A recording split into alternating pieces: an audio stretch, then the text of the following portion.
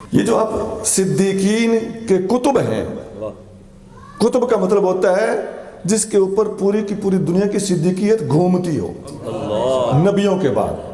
شیخ اکبر محی الدین ابن عربی رحمۃ اللہ فتوحات مکیہ کے اندر لکھے کہ ارفع الاولیاء ابو بکر صدیق۔ سبحان اللہ۔ اوپرا لفظ نہیں، ارفع، اعلیٰ و ارفع بولتے ہیں، تمام اولیاء میں اعلیٰ و ارفع ابو بکر صدیق ہیں۔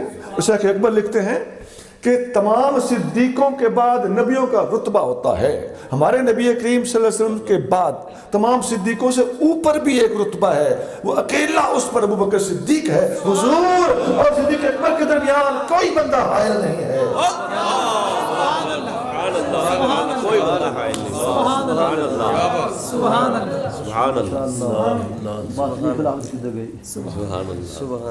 حضرت داتا صاحب نے اسی طرح کی بات اپنے نامے میں لکھی ہے، کشف المعجوب میں۔ آپ فرماتے ہیں کسرا مجال نیست، کہ قدم اندر پیش از وی نہد، کسی بندے کی مجال نہیں کہ ابو بکر سے آگے قدم رکھے۔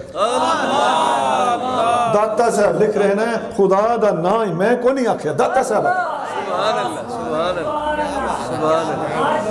سبحان اللہ، سبحان اللہ، سبحان اللہ۔ فیضان داتا علی حجویری، مسلک حق اہل سنت و جماعت۔ داتا صاحب نے ایک اور بات لکھی ہے، ان صفا الصدیق ان اردت صوفیا علی التحقیق۔ داتا صاحب نے شعر لکھا ہے عربی میں، تصوف اگر نام ہے تو صدیق اکبر کے تصوف کا نام ہے۔ اگر تم کسی صحیح پکے اور سب سے افضل صوفی کا نام جاننا چاہتے ہو تو وہ ابو بکر صدیق ہے۔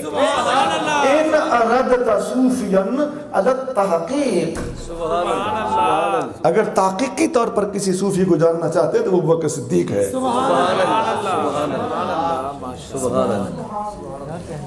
ہم لاہور سے کراچی اور پشاور تک اور جاپان سے امریکہ اور کینیڈا تک ہر بندے کو یہ باتیں سنانا چاہتے ہیں کہ سونا رب کو جان دینی ہے۔ یہ ساری باتیں صدیق اکبر کی ولایت کے اندر ارفعیت کا زندہ ثبوت ہے، اکا دکا نہیں۔ قرآن، حدیث، مرتضی کریم کے ارشادات اور صوفیاء کے اقوال سارے کے سارے آپ جناب کے خلاف اور صدیق اکبر کی شان کے حق میں بول رہے ہیں۔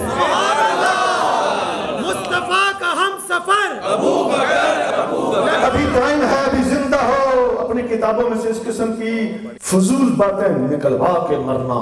اللہ اکبر، اللہ اکبر۔